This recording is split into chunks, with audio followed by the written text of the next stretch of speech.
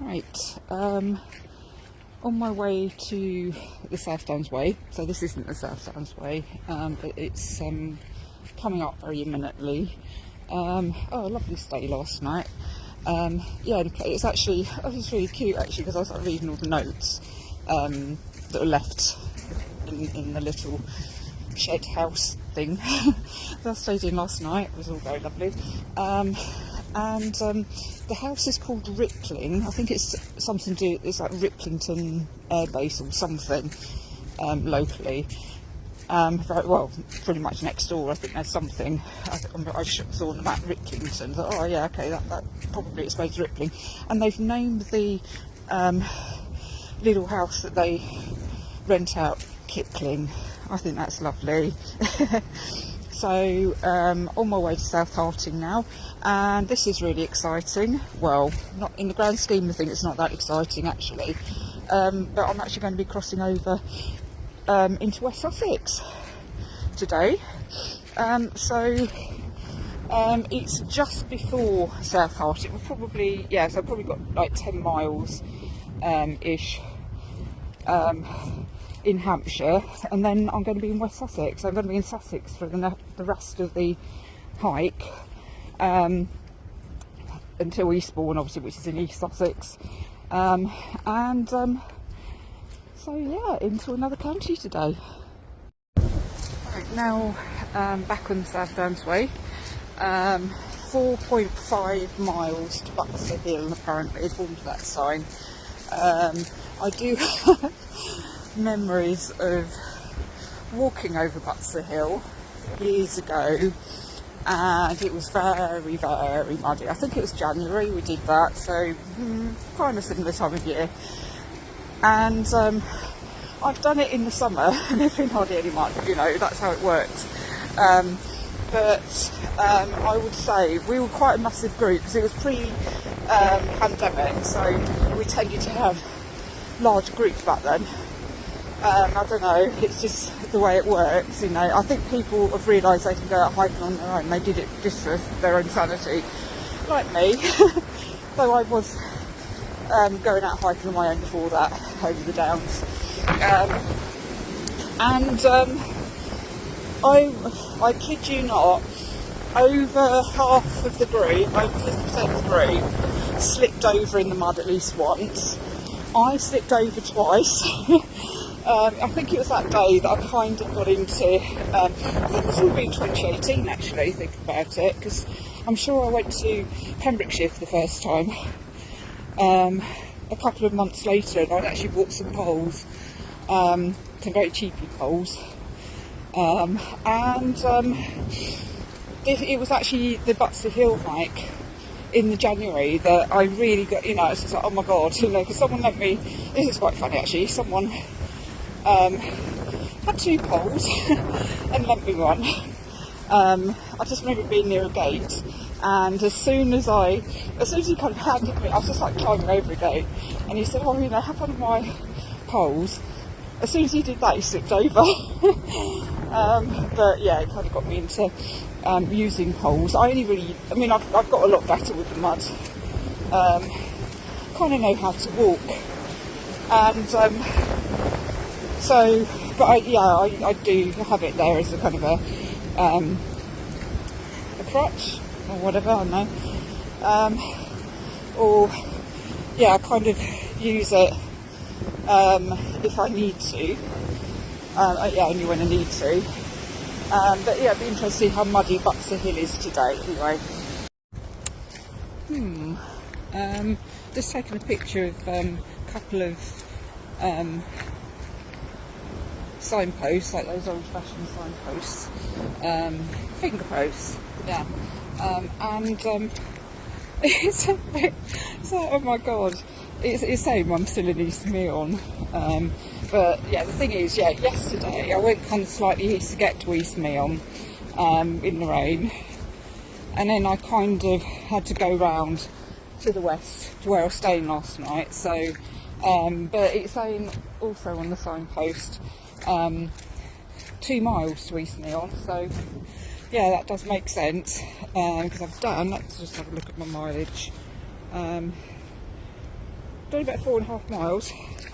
So yeah, that sounds about right, I suppose. But the second signpost, I'm on the other side of this junction, road junction, says Hyden Wood. So I guess this is Hyden Wood. In which case, this must be Hyden Hill. I think, yeah, because a couple of hills I'll be walking over before I get to Butser Hill. Right, I do actually recognise this now. This is the route that when I've done Butser Hill in the past, we've walked back to Petersfield. I think I guess it's Petersfield. I recognise the main road. Right, that is the A3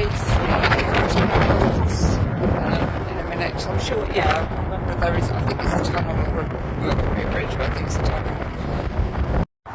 Oh, that's quite funny. I kind of did a video, I took a photo instead, so I was like talking to myself for about 30 seconds. But basically what I'm saying is, like, back in civilization, you see a car park, and there was actually a car alarm going off, which is thankfully stopped now. And I've had many a coffee in that place down there. It's Queen Elizabeth Country Park. I don't know the name of the cafe, but yeah, many a happy moment in there, mid-hike. And also what I mentioned in this video, that, well, it wasn't a video, was that you can always tell when you're back in civilization when people you pass don't acknowledge you, because it's kind of hikers etiquette that you say hello to fellow hikers. It's polite, it's nice,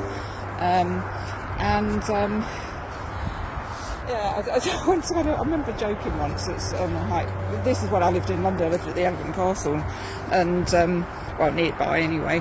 And I basically said, wouldn't it be weird if we kind of said, why don't we just say hello to everyone in the street when we pass them? And you know, that's me with that sort of thing. I'd never get anything done, a lot of people would just like look at you, what are you know, like you're on day release from a special unit. And yeah, someone said, who I was talking with, said, yeah, but we have something in common with other hikers. We don't generally with the rest of the, you know, the population. It's okay. Oh, just climbed up a hill. Quite funny actually. Those three guys in front of me, they were kind of stopped, and I walked past them. I think they were about to move off themselves, and one of them said, "Ladies first," very chivalrously, and I it's like, okay, fine. That's me sort of thinking, oh God, you know, it's like a hill, well, hill, bit of a hill anyway. So I kind of stopped at the top of the hill, and they walked past. So it's like, yeah. But anyway, I guess you had to be there. Another one of those. So this is really nice. This is the something plantation. I can't remember what it's called now, but something plantation. It's on the map. It's all very nice. I'm over halfway. I've made a kind of a decision regarding New Year's Eve. I'm not going to do the whole 24 miles. I'm not cheating, but buses might be involved.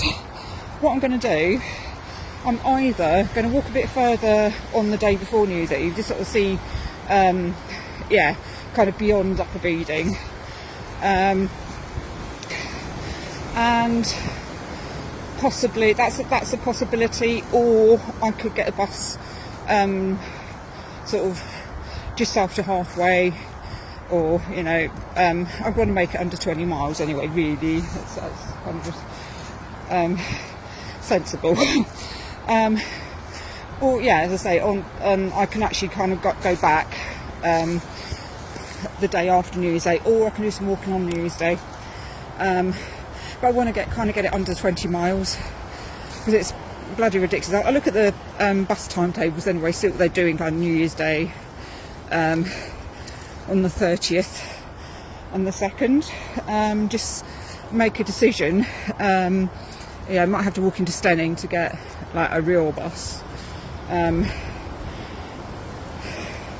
Yeah, they do go through Upper Beeding, but I think not as many. I know the 2 does between Rottingdean and Pulborough, is it? Or something like that. So, well, that even, you know, as far as Pulborough. I will be near Pulborough, I think, at some point. But yeah, maybe a bit south of Pulborough actually. But yeah, I'll have a look into it anyway and just see what the best solution is.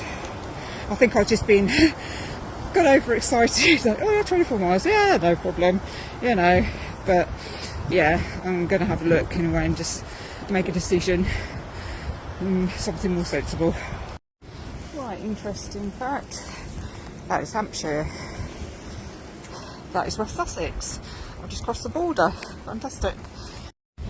Yeah, the reason why I know I've crossed the boundary is the pink line on one of my maps. Like, I've just took a screenshot, so it's that map. Well, it's been blowy all day. At least it's not been raining though. Touch wood, no trees, but it was supposed to have rained between 10 o'clock and 12 o'clock today. It did not, I'm happy to say. But yeah, as I say, it has been very windy every day. A couple of remnants of the storm, I guess, yesterday. I have got about a mile to go, and I am so glad because I'm really feeling it at the moment. I am just wanting to, I think it's a shower. I'd love a soak in a bath tonight actually, but no, I think it's a shower. But hey, you know, better than nothing. At least I've got a shower. And well, I'd be very upset if they didn't, you know. Yeah, a cup of tea or something, just sitting down on a bed or a chair, just, I don't know, just chilling out. I need to, yeah, work out. Yeah, that 24 mile on Mary, that was ridiculous at the end of the 6-day stretch.